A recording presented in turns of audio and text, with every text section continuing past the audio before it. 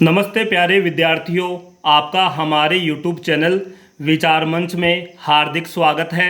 मैं एक बार फिर से आपके सामने हाजिर हूं एक और करंट अफेयर्स की क्लास लेकर। मैं आशा करता हूं कि मेरे द्वारा बताए गए करंट अफेयर्स के प्रश्न आरपीएससी, यूपीएससी या अदर स्टेट पीसीएस की जो भी कंपटीशन एग्जाम्स लगते हैं उनमें आपका सिलेक्शन करवाने में कहीं ना कहीं महत्वपूर्ण भूमिका निभाएंगे। तो विद्यार्थियों, चलो शुरू करते हैं आज के पहले प्रश्न से। आज का पहला प्रश्न है, लेफ्टिनेंट जनरल धीरज सेठ देश के नए थल सेना प्रमुख होंगे, वह जनरल उपेंद्र द्विवेदी का स्थान लेंगे। तो विद्यार्थियों याद कर लेना, जो अपने देश के इससे पहले जो जनरल उपेंद्र द्विवेदी थल सेना प्रमुख थे, अब वह रिटायर्ड हो चुके हैं और उनकी जगह है जो है धीरज सेठ ने ले ली है, वह देश के नए थल सेना प्रमुख होंगे। तो वेरी मोस्ट प्रश्न है पहला प्रश्न। फिर विद्यार्थियों बात करते हैं, अगला प्रश्न डीआरडीओ जो रक्षा अनुसंधान संगठन है भारत का, उसको लेकर डीआरडीओ ने बैलिस्टिक मिसाइल डिफेंस यानी बीएमडी के द्वितीय चरण का सफल परीक्षण कर लिया है। इस परीक्षण के बाद अब भारत ने 5000 किलोमीटर से अधिक दूरी से आने वाली बैलिस्टिक मिसाइलों को वायुमंडल के बाहर और भीतर दोनों स्तरों पर मार गिराने की क्षमता हासिल कर ली है। तो विद्यार्थियों वेरी मोस्ट प्रश्न है डिफेंस सिस्टम को लेकर, जो डीआरडीओ ने हाल ही में एक ऐसी बैलिस्टिक मिसाइल का परीक्षण किया है जो 5000 किलोमीटर से दूरी पर आने वाले वायुमंडल के बाहर एवं भीतर दोनों स्तरों पर जो मिसाइलों को मार गिराने की क्षमता रख सकता है। अब विद्यार्थियों बात करते हैं इसी के बारे में। इस सफलता के साथ स्वदेशी बहुस्तरीय वायु एवं मिसाइल रक्षा प्रणाली, जिसका नाम है सुदर्शन चक्र, का रास्ता साफ हो गया है। विद्यार्थियों आपको ज्ञात होगा कि भारत ने जो पहलगाम हमले के बाद जो ऑपरेशन सिंदूर चलाया था, उस ऑपरेशन सिंदूर में रूस से आयात किया गया S-400 ने महत्वपूर्ण भूमिका निभाई थी, जो वायु रक्षा एक तरह से वायु रक्षा प्रणाली थी। अब उसी के आधार पर भारत भी जो अपने वायु रक्षा प्रणाली विकसित करने जा रहा है और उसका नाम है सुदर्शन चक्र। फिर विद्यार्थियों बात करते हैं अगला प्रश्न जो राजस्थान को लेकर है। राजस्थान की किशनगढ़ क्षेत्र जो अजमेर में पड़ता है, किशनगढ़ अजमेर के पास उदयपुर खुर्द क्षेत्र में 59 हेक्टेयर भूमि पर डिफेंस एवं एरोस्पेस पार्क विकसित किया जाएगा, जहां पर स्नाइपर राइफल बनेगी। तो विद्यार्थियों जो अपने राजस्थान का किशनगढ़ अजमेर जो क्षेत्र है, वहां पर एक जगह है उदयपुर खुर्द, उसको राष्ट्रीय स्तर पर पहचान मिलने वाली है क्योंकि यहां पर डिफेंस और एरोस्पेस पार्क विकसित किया जाएगा।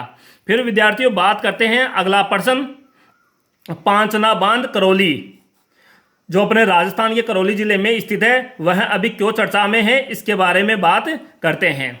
यह क्यों चर्चा में है, तो नहरों में पानी छोड़ने को लेकर अभी इसमें विवाद बना हुआ है कई गांवों के बीच, इस कारण यह अभी काफ़ी चर्चा में है। तो बात करते हैं इस बांध के बारे में। पांचना बांध जो है 5 नदियों का समूह है, अर्थात इसमें 5 नदियों का आकर पानी मिलता है। 5 नदियां कौन कौन सी है, तो विद्यार्थियों अटा, माची, बेसावट, बरखेड़ा और भद्रावती, यह 5 नदियां ऐसी हैं जो अपना पानी पांचना बांध में ढालती है और जिससे यह बांध बढ़ता है। अब बात करते हैं विद्यार्थियों आगे, तो जो पांचना बांध है उसकी बराबर क्षमता है 258.62 मीटर यानी 2100 MCFT है। इससे करौली व सवाई माधोपुर का जो गंगापुर सिटी क्षेत्र है, उन जिलों के कमांड क्षेत्र के 35 गांवों की 9985 हेक्टेयर भूमि को सिंचित करने का लक्ष्य रखा गया है। तो विद्यार्थियों वेरी मोस्ट प्रश्न है, पांचना बांध कहां पर स्थित है और कितनी नदियां आकर इसमें गिरती है, इसकी बराबर क्षमता कितनी है और कौन कौन से जिले इससे सिंचाई सुविधाओं से लाभान्वित होते हैं, कितने गांवों की कितने हेक्टेयर भूमि पर सिंचाई सुविधा का लक्ष्य रखा गया है। फिर बात करते हैं विद्यार्थियों अगले प्रश्न की। तो अगला प्रश्न है, आपसे परीक्षा में बार बार पूछा जाता है कृषि विश्वविद्यालयों के बारे में, जो अभी अपने स्टाफ की कमी को लेकर काफ़ी चर्चा में है, क्योंकि यहाँ पर स्टाफ के 60% पद खाली हैं और जो विद्यार्थी यहाँ पे पढ़ते हैं वह यूट्यूब से पढ़ने पर ऐसे मानो विवश हो रहे हैं, क्योंकि वहाँ पर स्टाफ बिल्कुल भी नहीं है, 60% स्टाफ के पद क्या है खाली हैं। तो देखते हैं। तो पहला है महाराणा प्रताप कृषि एवं प्रौद्योगिकी विश्वविद्यालय, तो कहाँ पर है? उदयपुर जिले में। फिर है कृषि विश्वविद्यालय, एक जोधपुर जिले में है। श्री कर्ण नरेंद्र कृषि विश्वविद्यालय SKN जो है जोबनेर में, और कृषि विश्वविद्यालय कोटा में है। स्वामी केशवानंद राजस्थान कृषि विश्वविद्यालय जो बीकानेर में है। तो विद्यार्थियों इनसे संबंधित प्रश्न बनते हैं, भाई कहाँ पर कृषि विश्वविद्यालय स्थित है या कहाँ पर नहीं है। अब बात करते हैं विद्यार्थियों अगले प्रश्न की। आज के करंट अफेयर्स को प्रश्न लेकर जो जनगणना 2027 के बारे में है। जनगणना 2027 इसका प्रथम चरण जो है विद्यार्थियों 1 मई 2026 को स्वगणना यानी कि सेल्फ एन्यूमरेशन के साथ शुरू हुआ था, और 14 जून 2026 को यह समाप्त हो गया है। यानी कि आज रात तक, आज 14 जून है और आज रात तक यह चरण समाप्त हो जाएगा। विद्यार्थियों पहले चरण का क्या उद्देश्य था? तो मकान सूचीकरण इसका प्रमुख उद्देश्य था। विद्यार्थियों आपको ज्ञात होगा कि जो जनगणना 2027 है वह 2 चरणों में होगी। इसका पहला चरण समाप्त हो चुका है और द्वितीय चरण जो है फरवरी मार्च 2027 में शुरू होगा। यदि विद्यार्थियों आप जनगणना के बारे में और भी कुछ पढ़ना चाहते हैं तो मैंने करंट अफेयर्स के जो वीडियो हैं इस जनगणना के ऊपर एक वीडियो बनाया हुआ है, वहां पर आप जनगणना 2027 की पूरी डिटेल पढ़ सकते हैं। फिर विद्यार्थियों बात करते हैं जो हाल ही में मोदी सरकार है उसको 12 वर्ष पूरे हो चुके हैं, और 12 वर्ष पूरे होने पर अपने जो मुख्यमंत्री है राजस्थान के श्रीमान भजनलाल शर्मा ने अपना रिपोर्ट कार्ड प्रस्तुत किया है। तो देखते हैं उस रिपोर्ट कार्ड में क्या है। राजस्थान में प्रति व्यक्ति आय बढ़कर 2,05,000 रुपये हो गई है। प्रधानमंत्री ग्राम सड़क योजना के तहत राजस्थान में जो सड़क नेटवर्क है वह 53,000 किलोमीटर से बढ़कर 86,000 किलोमीटर तक हो गया है। तो विद्यार्थियों याद कर लेना, वेरी मोस्ट प्रश्न है।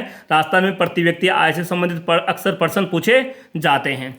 फिर विद्यार्थियों बात करते हैं अगला प्रश्न डॉक्टर जितेंद्र कुमार सोनी को लेकर, जो एक अब जिला कलेक्टर थे और अभी राजस्थान में क्या है, राजस्थान के मुख्य सचिव और सूचना एवं जनसंपर्क विभाग में क्या है, सचिव के पद पर कार्यरत हैं। यह है मेरे भी फेवरेट व्यक्ति हैं, मैं इनसे काफ़ी प्रभावित होता हूं, डॉक्टर जितेंद्र कुमार सोनी जी से। तो बात करते हैं इनके बारे में। यह धन्नासर हनुमानगढ़ के निवासी हैं, और जो MP यानी मध्य प्रदेश साहित्य अकादमी ने 2024 का विष्णुकांत शास्त्री पुरस्कार डॉक्टर जितेंद्र कुमार सोनी को उनकी यात्रा वृत्तांत ओकुहेपा, ये याद कर लेना विद्यार्थियों, ओकुहेपा जो इनकी कृति हैं के लिए प्रदान किया गया है, और इसमें पुरस्कार राशि विद्यार्थियों 1 लाख रुपए की दी जाएगी।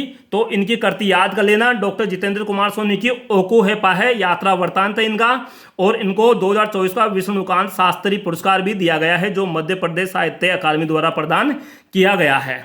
अब बात करते हैं विद्यार्थियों अगला, डॉक्टर जितेंद्र कुमार सोनी अभी वर्तमान में राजस्थान के मुख्यमंत्री के सचिव व सूचना एवं जनसंपर्क विभाग के शासन सचिव पद पर कार्यरत हैं।